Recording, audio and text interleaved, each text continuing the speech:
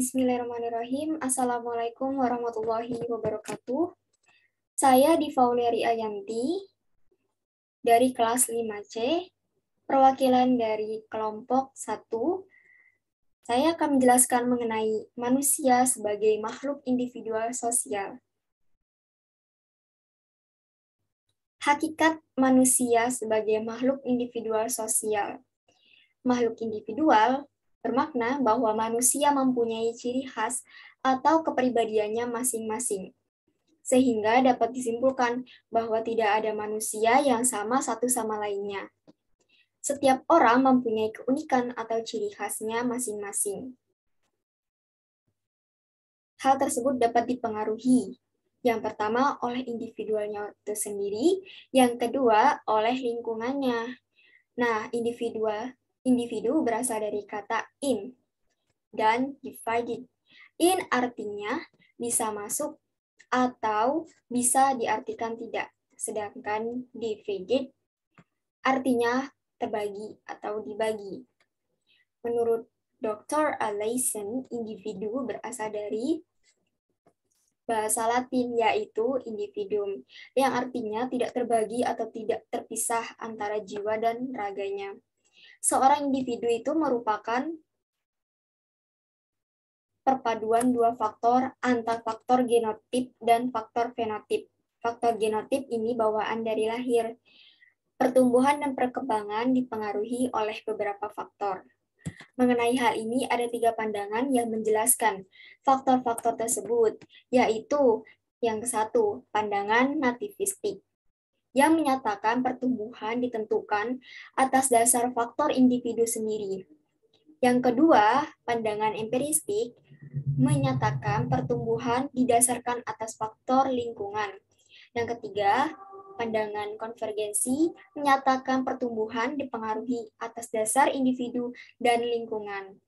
Meskipun manusia itu dikatakan secara individu, tetapi manusia itu tidak akan pernah bisa hidup sendiri.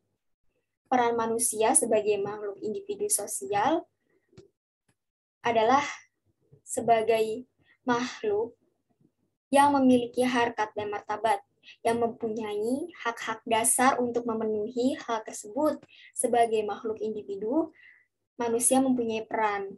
Perannya yaitu menjaga dan mempertahankan harkat dan martabat, mengupayakan terpenuhinya hak-hak dasar manusia, dan merealisasikan segenap potensi diri baik jasmani maupun rohani, lalu memenuhi kesejahteraan kepentingan diri demi kesejahteraan hidup.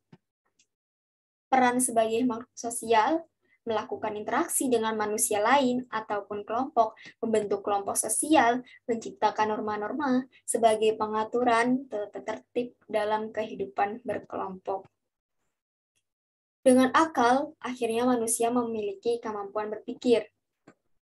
Berpikir sebagai perbuatan operasional dari akal yang mendorong untuk aktif berbuat demi pemenuhan kebutuhan dan peningkatan hidup manusia. Jadi, fungsi akal adalah berpikir. Lalu, apa saja kebutuhan manusia?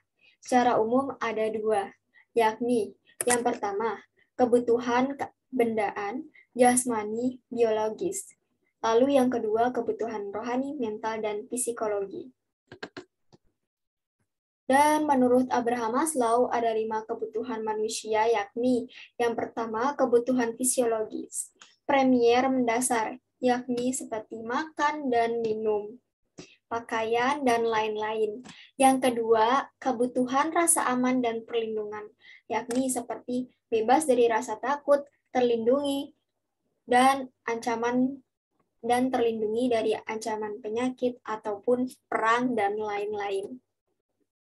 Yang ketiga, kebutuhan sosial, yakni dicintai, diperhitungkan secara pribadi, diakui sebagai anggota masyarakat. Lalu selanjutnya yaitu kebutuhan akan penghargaan, yakni dihargai kemampuannya, jabatan, kedudukannya, dan lain-lain. Yang kelima, kebutuhan akan aktualisasi diri, yakni ekspresi diri, memaksimalkan potensi diri, dan kreativitas. Sedangkan peranan manusia sebagai makhluk sosial. Manusia sebagai makhluk sosial memiliki implikasi sebagai berikut. Yang pertama, kesadaran akan ketidakberdayaan bila manusia seorang diri. Lalu, kesadaran untuk senantiasa dan harus berinteraksi dengan orang lain. Yang ketiga, penghargaan akan hak-hak orang lain.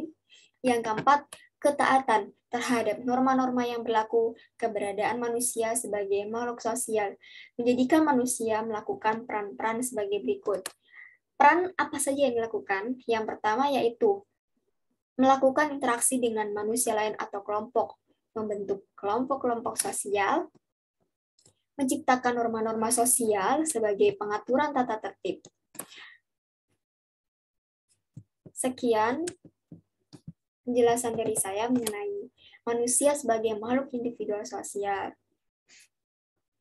Terima kasih. Wassalamualaikum warahmatullahi wabarakatuh.